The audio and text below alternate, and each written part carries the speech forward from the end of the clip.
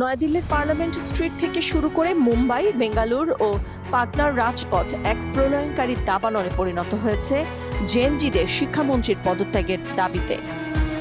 আর আন্দোলন দমাতে শুক্রবার মধ্যরাতে প্রধানমন্ত্রী নরেন্দ্র মোদী প্রথাগত মিডিয়া এড়িয়ে সরাসরি তরুণদের কাছে পৌঁছতে বেছে নেন ইনস্টাগ্রাম স্টাইল ভিডিও বার্তা।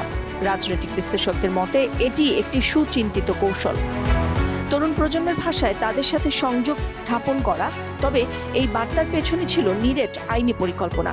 প্রধানমন্ত্রী জানিয়েছেন, প্রশ্নপত্র ফাঁসের মামলাগুলো দ্রুত নিষ্পত্তির জন্য তিনি ফাস্ট ট্র্যাক আদালত গঠনের একটি প্রস্তাব পেয়েছেন।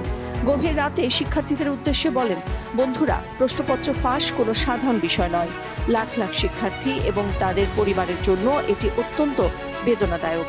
এ কারণেই গত 2.5 মাসে অনেক পদক্ষেপ নেওয়া হয়েছে বলেও জানান প্রধানমন্ত্রী। কেন এমন পরিবর্তন? রাজনৈতিক বিশ্লেষকদের একাংশ বলছেন, নিশানায় থাকা শ্রোতা গোষ্ঠী হয়ে উঠেছে এই পরিবর্তনের অনুঘটক। যে জনগোষ্ঠীকে লক্ষ্য করে মোদী রাজনৈতিক প্রতিযোগিতায় নেমেছেন, সেই জেনজিরা রাত 8টার টেলিভিশন সম্প্রচার দেখার জন্য বসে থাকে না।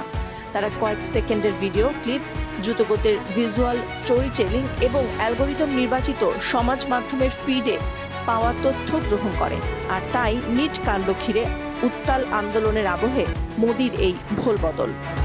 পরিস্থিতি সামাল দিতে বৃহস্পতিবার সকালেই ময়দানে নেমেছিলেন মোদী।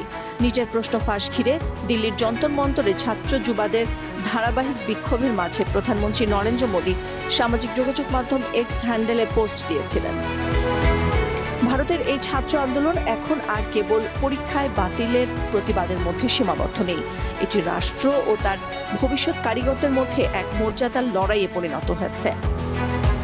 শনিবারের নির্ধারিত সময়সীমা পেরিয়ে যাওয়ার পর এই আন্দোলনের গতিপথ কোন দিকে মোড় নেয় তার উপরই নির্ভর করছে ভারতের মেধাভিত্তিক গণতান্ত্রিক কাঠামোর ভবিষ্যৎ।